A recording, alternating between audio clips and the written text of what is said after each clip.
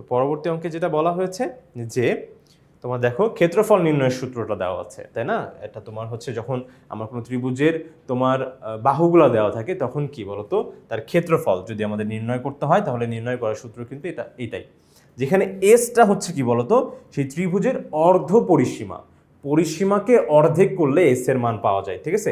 তাহলে ত্রিভুজের কি হবে বলতো অর্ধ পরিসীমা। দেখো এস ইজ ইকুয়ালস টু কি হয়, এস ইজ ইকুয়ালস টু যে A plus B plus C divided by 2, ঠিক আছে? এ বি সি হচ্ছে কি বলতো তোমার ত্রিভুজের বাহুগুলা। তাহলে সেই ক্ষেত্রে এখানে হবে উত্তর এই যে অর্ধ পরিসীমা, ত্রিভুজের অর্ধ পরিসীমা, তাহলে গ নাম্বার হয়ে যাবে আমাদের কাঙ্ক্ষিত উত্তর, ঠিক আছে? কোথায় গেল গ, এই যে ত্রিভুজের অর্ধ পরিসীমা, ঠিক আছে? এই যে হ্যাঁ, এই যে এখানে আমরা হচ্ছে এটাই হয়ে যাবে আমাদের উত্তর, ঠিক আছে? বলছে এ বি রেখার ঢাল, ঠিক আছে? এ বি রেখার ঢালটা কত? আচ্ছা, যখন আমরা দুইটা বিন্দু জানি তখন কি ঢাল বের করার সূত্র আমরা প্রথমেই দেখেছি, সেটা হচ্ছে কি বলতো যে ভাইয়া y2 মাইনাস এম, ঢালকে এম দ্বারা প্রকাশ করে, y2 minus y1 divided by x2 minus x1, ঠিক আছে? তাহলে সেক্ষেত্রে এটাকে আমরা ধরে নিচ্ছি x1, এটাকে y1, এটাকে x2, এটাকে y2। বিন্দুর স্থানাঙ্কের প্রথমটা থাকে কিন্তু x অক্ষের মান, পরেরটা কি y অক্ষের মান। তাহলে এই অনুপাতে এখন তুমি যদি বিন্দুগুলো বসিয়ে দাও তাহলে দেখো y2 মাইনাস y1 মানে কি -3 -1, তারপরে দেখো x2 মাইনাস x1 তার মানে কি 3 -1, তাহলে এটা দেখো তোমার হচ্ছে -3 আর -1 মিলে কি হয়ে যাবে বলতো -4 হয়ে যাবে। আর হচ্ছে এখানে 3 থেকে -1 গেলে হবে হচ্ছে 2, কাটাকাটি করলে কত হয় বলতো -2, ঠিক আছে? তাহলে যেখানে উত্তর আছে -2 সেটাই হবে আমাদের কাঙ্ক্ষিত উত্তর। ওকে, -2 কিন্তু। আচ্ছা, কালারিং নিব না, এটা ঠিক আছে? দেখি যে -2 হবে আমাদের কাঙ্ক্ষিত উত্তরটা, ঠিক আছে? না, দেখো কত সুন্দর হয়ে গেছে। এখন দেখি আমরা পরবর্তী অঙ্কে কি দেওয়া আছে। এখানে দেওয়া আছে ত্রিভুজটির ক্ষেত্রফল। ওহো, ত্রিভুজ দেওয়া আছে, একটা সমকোণী ত্রিভুজ দেওয়া আছে, আর এখানে বলা হয়েছে যে ত্রিভুজটির ক্ষেত্রফল কত। আচ্ছা, তো নর্মালি যখন আমাদের এই সমকোণী ত্রিভুজ বাদে অন্যান্য ত্রিভুজ, ধরো অন্য যে কোনো টাইপের ত্রিভুজই হোক না কেন, যদি দেওয়া থাকে তাহলে সেক্ষেত্রে ত্রিভুজের ক্ষেত্রফল বের করার সূত্র কিন্তু একটু আগেই আমরা যেটা দেখে আসলাম সেটা। কিন্তু সমকোণী ত্রিভুজের ক্ষেত্রে আবার খুব সুন্দর একটা ব্যাপার হয়, সেটা হলো কি যে আমরা ওই ছোটবেলা যে ত্রিভুজের ক্ষেত্রফল বের করার সূত্র শিখছি না, যে ভাই হাফ ইন্টু ভূমি গুণ উচ্চতা, ভূমি গুণ উচ্চতা। তো দেখো অন্যান্য ত্রিভুজে যে ধরো হচ্ছে এইভাবে যে একটা ত্রিভুজ দেওয়া আছে, এটার কি একটা বাহুই কি উচ্চতা? না, তোমার হচ্ছে একদম লম্ব বরাবর যে দূরত্ব সেটাকে আমরা কি বলি বলতো উচ্চতা বলি। তাহলে এখানে কিন্তু এই ত্রিভুজের আলাদাভাবে উচ্চতা বলে দেওয়া থাকবে, কিন্তু এই যে তোমার যেই সমকোণী ত্রিভুজ আছে এইটার কিন্তু এইটাই হলো উচ্চতা। দেখো এই যে এই ব্যাপারটাই কিন্তু, এই যে বাহুটাই কিন্তু বলো এই যে দেখো এই ত্রিভুজের উচ্চতাই, তাহলে দেখো লম্ব বরাবর যে দূরত্ব সেটাই উচ্চতা। তাহলে সেই ক্ষেত্রে এখানে কিন্তু উচ্চতা আমরা জানি 3, শুধুমাত্র আমরা এখানকার ভূমিটা জানি না। তো পিথাগোরাসের সূত্র দিয়ে আমরা ভূমিটাও বের করতে পারবো, ঠিক আছে? পিথাগোরাসের সূত্র কি বলে যে লম্ব স্কোয়ার প্লাস ভূমি স্কোয়ার ইজ ইকুয়ালস টু অতিভুজ স্কোয়ার। অতিভুজটা কি? সমকোণের বিপরীত বাহুই হচ্ছে কি বলতো অতিভুজ। তাহলে অতিভুজ হচ্ছে আমার 5। আর কখনো যদি আমাদের লম্ব বা ভূমি বের করতে বলে, ধরো অতিভুজ দেওয়া আছে লম্ব বা ভূমি বের করতে বলে, সরাসরি আমরা এটা মনে রাখবো যে উত্তর হবে কি √ অতিভুজ স্কোয়ার মাইনাস তোমার লম্ব স্কোয়ার, ঠিক আছে? তাহলে দেখবো একদম সরাসরি ভূমি চলে আসবে, একদম এইভাবে মনে রাখবো। 25 আর হচ্ছে আর কিছু টার্ম আমাদের একদম মুখস্থ টাইপের, যেরকম 3 4 5, তারপর কি 5 12 13, 1 1 √2, এগুলো আমাদের হচ্ছে মুখস্থ হয়ে গেছে করতে করতে অনেকটাই, ঠিক আছে? তাহলে সেক্ষেত্রে এই যে দেখো তোমার এটা 4ই আসবে। দেখো তোমার হচ্ছে 25 আর হচ্ছে 3 তিরিকে 9, 25 থেকে তোমার হচ্ছে 9 গেলে কত থাকে 16, 16কে রুট করলে কত হবে বলো তো ভাইয়া? 16কে রুট করলে কিন্তু হয় 4, ঠিক আছে? তাহলে সেক্ষেত্রে এটার মান হলো আসলে 4, ভূমি আসবে 4। তাহলে সেক্ষেত্রে হাফ ইন্টু ভূমি হচ্ছে আমার 4, উচ্চতা হচ্ছে আমার 3, তাহলে ক্ষেত্রফল বের করতে আর কি থাকে, এটা কাটাকাটি করলে 2, 3 দুগুণা 6। এ দেখো এটাই হবে হচ্ছে আমাদের কাঙ্ক্ষিত উত্তর, ঠিক আছে? এই যে দেখো এই যে এখানকার গ নাম্বারটা হয়ে যাবে আমাদের কাঙ্ক্ষিত উত্তরটা। ওকে, গ নাম্বার হয়ে যাবে আমাদের কাঙ্ক্ষিত উত্তর। ওকে, এরপরেরটা দেখি আমরা। এরপরে আমাদের বলা হচ্ছে y = x/2 + 2 এবং 5x - 10y + 20 এই সমীকরণ দ্বয়ের দুইটি ভিন্ন রেখা নির্দেশ করে। আসলে ভিন্ন রেখা যদি নির্দেশ করতে হয় তাহলে সেই ক্ষেত্রে এদের তোমার হচ্ছে যেই চলকের তোমার সহগগুলো আছে, ঠিক আছে? চলকের সাথে যেটা সহগ আছে সেই সহগগুলার অনুপাতটা একদম ভিন্ন হতে হবে। অনুপাত মানে হচ্ছে যেমন দেখো আমরা হচ্ছে এক এক করেই দেখবো যে তোমার একই রেখা নির্দেশ করে কিনা, রেখা দ্বয় সমান্তরাল কিনা, সবই আসবে। ঠিক আছে, তাহলে এদের তোমার এই যে দেখো তোমার সহগগুলো, এখন ধরো তোমার হচ্ছে একটা আমি আদর্শ ধরো একটা সরলরেখা সমীকরণ লিখলাম, ধরো এইভাবে লিখলাম। নর্মালি আদর্শ সরলরেখা সমীকরণ y = mx + c, বাট এটাও তোমার হচ্ছে একটা আদর্শ হিসেবে কনসিডার হতেই পারে। তোমার হচ্ছে এটা একটা ধরলাম যেখানে a1, এখানে তোমার হচ্ছে b2, আর এখানে হচ্ছে c1, আর এটাকে আমি ধরলাম a2x, তারপর হচ্ছে b2y, তারপরে হচ্ছে তোমার c2। ঠিক আছে, এদের তোমার হচ্ছে এই যে দেখো সহগগুলা যে অনুপাতটা, সহগগুলার অনুপাত, অনুপাত মানে তোমার হচ্ছে ভাগফল, তাহলে a1 বাই a2, তারপরে কি b1 বাই হচ্ছে কি বলতো যে b1 কিন্তু এটা, হ্যাঁ b1 বাই হচ্ছে b2, তারপরে কি c1 বাই c2, কোনোটাই তোমার হচ্ছে এক হওয়া যাবে না। যদি এক না হয় তাহলে সেই ক্ষেত্রে এরা তোমার হচ্ছে ভিন্ন রেখা নির্দেশ করবে। আর যদি একই হয়ে যায়, ধরো এক হয়ে গেছে, ঠিক আছে, এক যদি হয়ে যায় তাহলে এরা একই রেখা নির্দেশ করবে। ঠিক আছে, যদি তোমার হচ্ছে এক হয়ে যায়, মানে যদি সমান যদি না হয় তাহলে হচ্ছে তোমার দুটি রেখা ভিন্ন হবে, যদি সমান হয়ে যায় তাহলে একই রেখা নির্দেশ করবে। এবার বলছে রেখাদ্বয় সমান্তরাল হবে। সমান্তরাল হওয়ার জন্য শুধুমাত্র কি হতে হবে জানো, এই যে দেখো তোমার হচ্ছে এদের যে সহগগুলো যে a1 a2 b1 b2, ঠিক আছে, এই দেখো এই সহগগুলো শুধুমাত্র তোমার হচ্ছে এই দেখো এই এক্স আর ওয়াই যে সহগগুলো, এগুলো শুধুমাত্র সমান হওয়া লাগবে। ঠিক আছে, ধ্রুবকটা আর সমান হওয়া যাবে না, ধ্রুবকটা সমান হওয়া যাবে না, ধ্রুবক is not equals to c1/c2। ঠিক আছে, সহগগুলো সমান হবে কিন্তু ধ্রুবকটা সমান হবে না। আর তোমার হচ্ছে রেখাদ্বয় পরস্পর ছেদি হওয়ার জন্য তোমার হচ্ছে এদের একটা সমাধান থাকতে হবে। ঠিক আছে, অবশ্যই এদের সমাধানটা আমাদের দেওয়া থাকতেই হবে, যে তোমার ঘয়ের একটা সমাধান আছে ধরো। ওকে, আচ্ছা, এটা এখন এখন আমরা হচ্ছে কি করব দেখি, এটাকে হচ্ছে একটু সাজিয়ে লিখি। দেখো এখানে তোমার হচ্ছে ওয়াই, এটাকে হচ্ছে আদর্শ আমরা যে ফরমেশনটা লিখছি সেখানে আমরা হচ্ছে আনতে পারি না, এখানে দেখি তোমার হচ্ছে এখানে ওয়াই দিয়ে, তারপর হচ্ছে দেখো এখানে তোমার টুটা এখানে বললো না আবার ভাগ অবস্থা আছে, ভাই গুণ করে দেন, টু এখানে শুধু এক্স এর সাথে ভাগ আছে, পুরোটার সাথে নাই। তাহলে সেই ক্ষেত্রে তোমার হচ্ছে এখানে অবশ্যই লসাগু করা লাগবে, তাহলে ভগ্নাংশের যোগ কীভাবে হবে, 2 × 4। ঠিক আছে, এখানে টুটা এখন পুরোটার সাথে ভাগ অবস্থায় আছে, এই পাশে গেলে গুণ হয়ে যাবে, তাহলে 2y(x + 4)। ঠিক আছে, তারপরে হচ্ছে এখানে যদি আমরা সাইডগুলো চেঞ্জ করে দিই, ধরো এটাকে ওই পাশে নিয়ে গেলাম, আর এখানে রাখলাম কি 0 মাইনাস, কারণ এক্সটাকে সবসময় আমরা চেষ্টা করবো যে পজিটিভ রাখার। ওকে, তারপর এখানে থাকলো হচ্ছে +4, তাহলে x - 2y + 4। ওকে, তাহলে সেই ক্ষেত্রে = 0। আমার কিন্তু এখন এই মানটা আসছে, আমার কিন্তু মাথায় রাখা লাগবে, আমাদের শুধুমাত্র এখন এই কথাটা নিয়ে কিন্তু চিন্তা করা লাগবে, যে এইটা যেটা আসছে সেটা নিয়ে।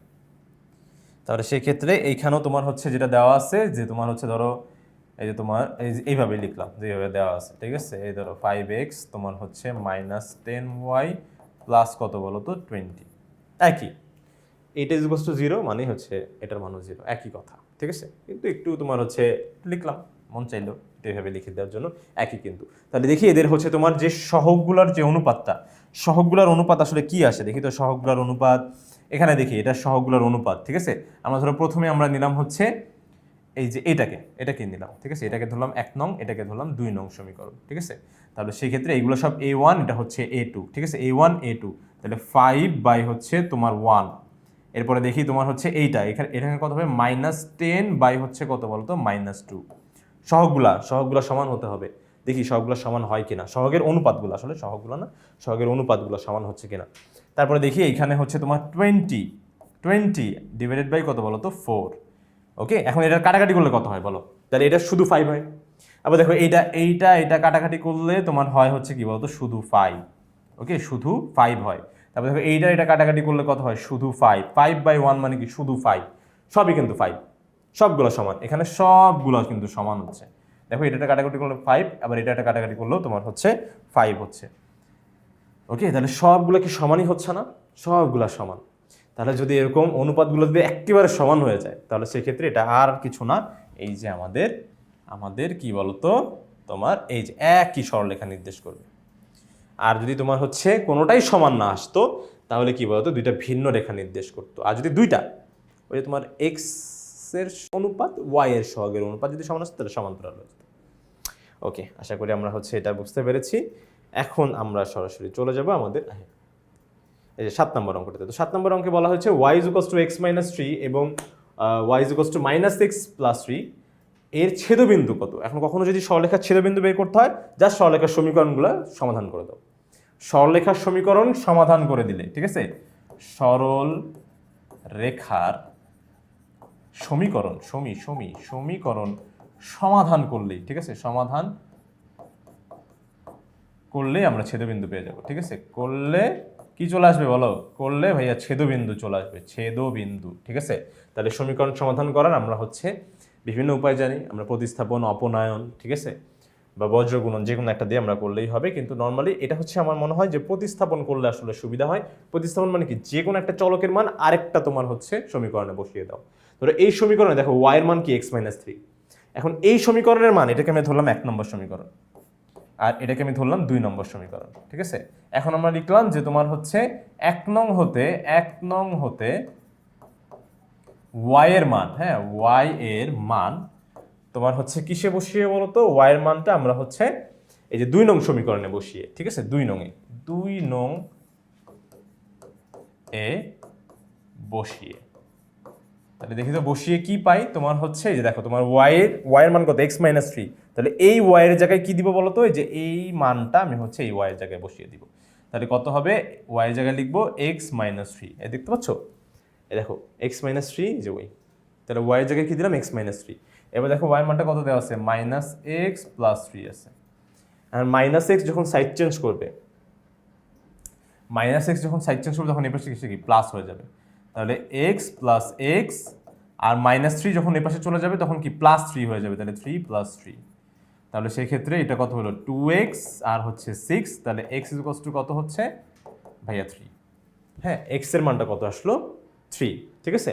তাহলে এখন দেখো এই x এর মান 3 কোথায় আছে, শুধুমাত্র এই যে তোমার এই যে গ নাম্বারে আছে। তাহলে আসলে এখানে আমি গ নাম্বারই বলে দিতে পারি উত্তর, কিন্তু দেখি আমরা y এর মানটাও একটু দেখে নিই, ঠিক আছে। একটা বিন্দুর স্থানাঙ্ক জানতে হলে x অক্ষের মান জানা লাগে, এটা x অক্ষের মান, এবং y অক্ষের মান জানা লাগে। তো দেখো এই x এর মানটা, এখন এই x এর মানটা যে কোনো একটা সমীকরণে বসালে হবে, 1 বা 2, যে কোনো এক জায়গায়।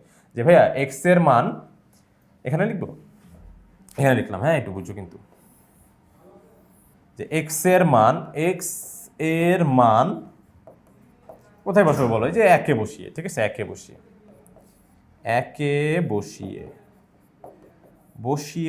কি পাই, y = এই দেখো x এর মান যখন 3, যে x এর মান 3 পেলাম না, 3 বসায় দাও, তাহলে কি 3 - 3 = 0। তাহলে বিন্দুর স্থানাঙ্ক কি হলো, x অক্ষের মান হলো তোমার হচ্ছে 3, y অক্ষের মান আসলো 0। এটা চলে আসছে, গ নম্বরটা হবে উত্তর, ঠিক আছে।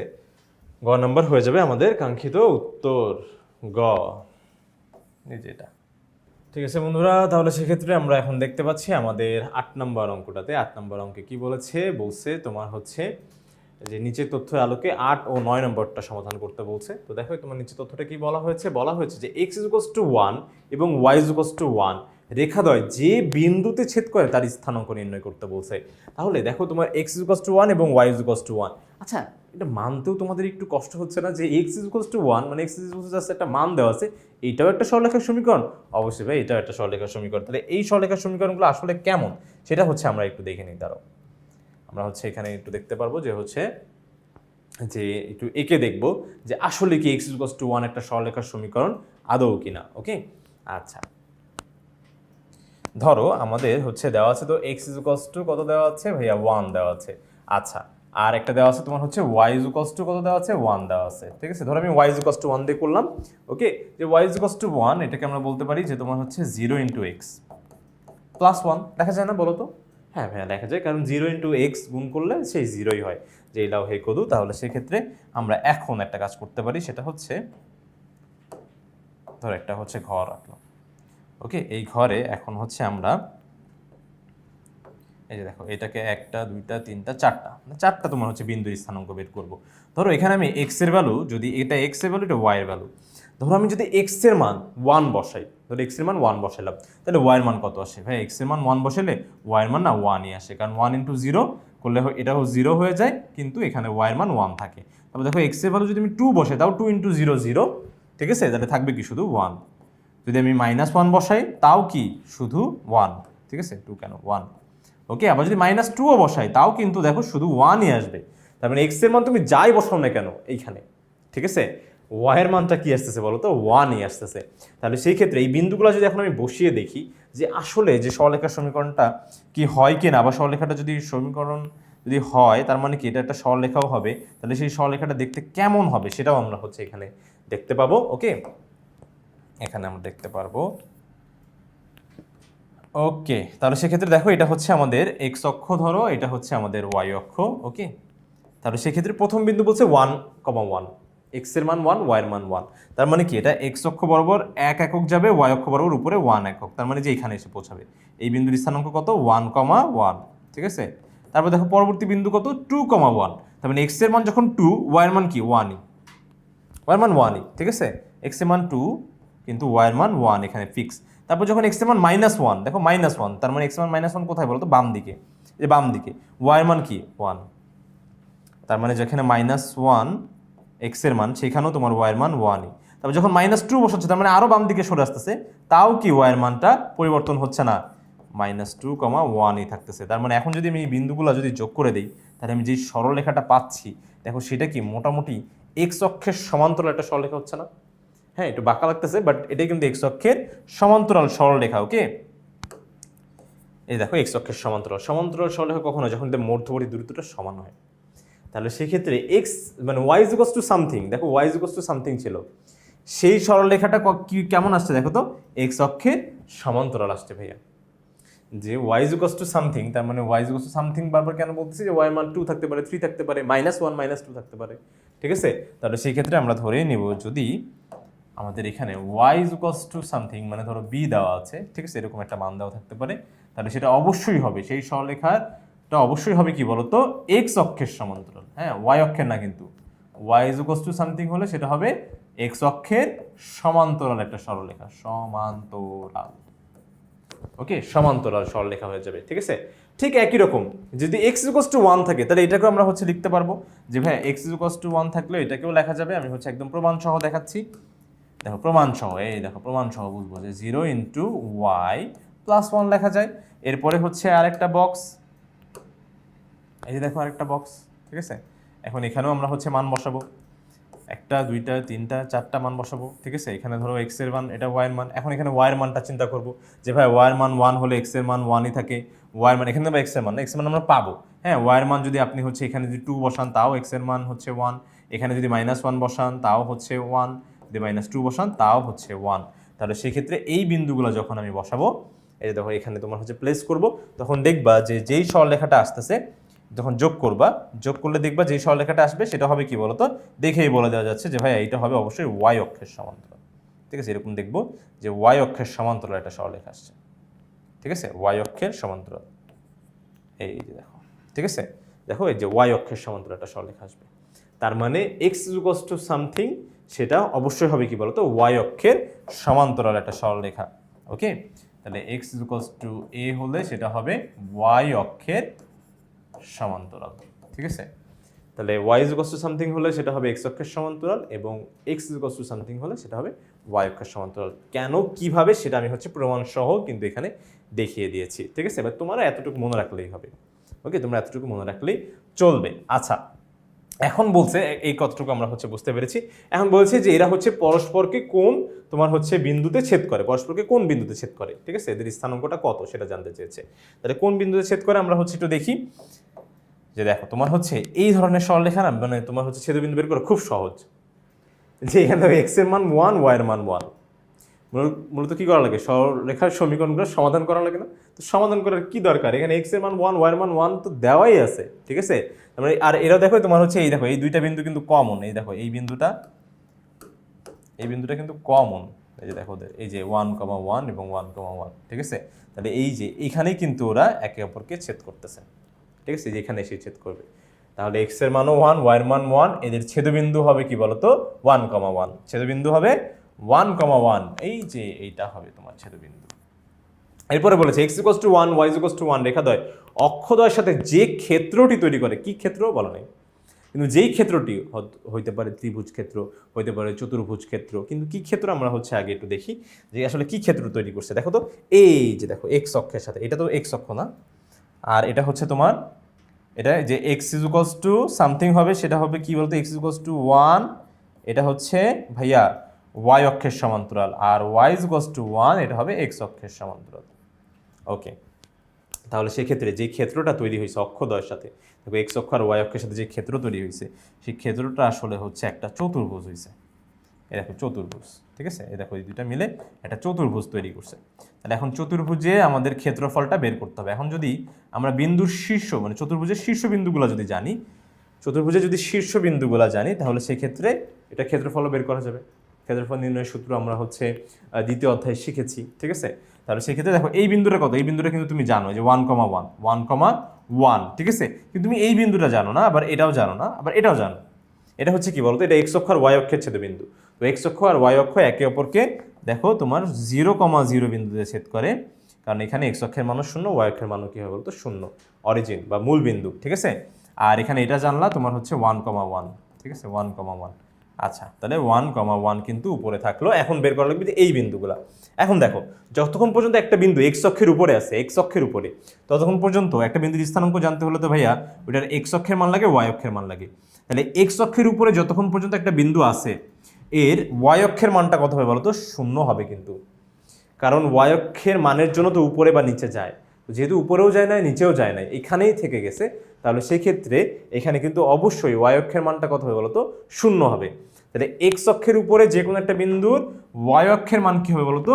0 হবে। আর বলো এই যে এই পুরা সারা বিন্দুতে, এই দেখো সারা যে সরল রেখার যেই তোমার হচ্ছে বিন্দুগুলো আছে, এই যে পুরোটার মধ্যে কি এক্স এর মান 1 না? এক্স ইজ ইকুয়ালস টু 1 মানে কি, এখানে 1, এখানে 1, এখানে 1, এখানে 1, এখানে 1, ঠিক আছে। তাহলে সেই ক্ষেত্রে এখানে আমার হচ্ছে এই বিন্দুর স্থানাঙ্ক হয়ে যাবে 1,0। আবার ঠিক একই রকম যখন ওয়াই অক্ষের উপর একটা বিন্দু আছে, ওর এক্স অক্ষের মানটা কি হবে বলো তো? 0 হবে। আর ওয়াই অক্ষের মান কত দেখো, ওয়াই অক্ষের মান সারা জায়গায় 1, সারা জায়গায় যে 1 1 1 1 1, ঠিক আছে। তাহলে সেই ক্ষেত্রে ওয়াই অক্ষের মান 1 হয়ে যাবে। তাহলে এই দেখো আমরা হচ্ছে ছেদবিন্দুগুলো পেয়ে গেছি। এখন হচ্ছে আমাদের ক্ষেত্রফল বের করলেই কাজ শেষ। তাহলে ক্ষেত্রফলটা কিভাবে বের করবো আমরা হচ্ছে একটু দেখি। এই যে দেখো, তোমার এটা নাম দিয়ে দিলাম, ধরো এটাকে নাম দিয়ে দিয়েছি ও, এটা ও হচ্ছে মূল বিন্দু, এটাকে নাম দিলাম হচ্ছে তোমার এ, এটাকে বি, আর এটাকে সি বললাম ধরো, ঠিক আছে, ও এ বি সি। তাহলে ধরো ও এ বি সি এর ক্ষেত্রফল, ঠিক আছে, এর ক্ষেত্রফল। আচ্ছা, বিন্দুর স্থানাঙ্ক মনে হয় এখানে দরকার হবে না, ঠিক আছে। বিন্দুর স্থানাঙ্ক আমরা জানি যে হাফ, তারপর হচ্ছে ঘড়ি কাঁটা বিপরীত, বাট এইখানে আসলে এটা না একটা বর্গ হয়ে গেছে। আমি এটা লক্ষ্য করলাম যে বর্গ কিভাবে, দেখো এইখান থেকে এতটুকু দূরত্ব কত, 1 একক না, যে 1 একক গেছে বলেই তো এখানে তোমার হচ্ছে এটা হয়েছে। তাহলে সেক্ষেত্রে এখান থেকে এতটুকু দূরত্ব দেখো 1 একক। আবার দেখো এইখান থেকে এতটুকু দূরত্ব তোমার হচ্ছে 1 একক। দেখো এই যে এখান থেকে এতটুকু, এই দেখো এখান থেকে এতটুকু যদি 1 হয়, হ্যাঁ এই যে আসলে এই দেখো এখান থেকে এতটুকু কত, ওয়াইয়ের মান কত, 1 না? তাহলে দেখো এটা কিন্তু একদম বর্গ হয়ে গেছে, ঠিক আছে। এটা 1, এটা 1, তার মানে এটাও 1, এটাও 1, ঠিক আছে। তাহলে সেক্ষেত্রে আর আমার মনে হয় কষ্ট করা লাগবে না, ঠিক আছে। বর্গের ক্ষেত্রফল বের করা কি, বাহু গুণ বাহু করলেই হয়ে যাবে, সহজ হয়ে গেল আরো। তাহলে এর ক্ষেত্রফল আর লাগলোই না, ঠিক আছে, তোমাকে আর লাগলো না। তাহলে শুধু জাস্ট আমি বাহু গুণ বাহু করলেই আমার উত্তর হয়ে যাবে, বাহু গুণ বাহু, ঠিক আছে। কবে 1 ইন্টু 1, তাহলে করলে 1 বর্গ একক, এটাই হবে আমার উত্তর, ঠিক আছে। এত বর্গ একক, তাহলে 1 বর্গ একক, যে খ নাম্বার হয়ে যাবে আমাদের কাঙ্ক্ষিত উত্তর।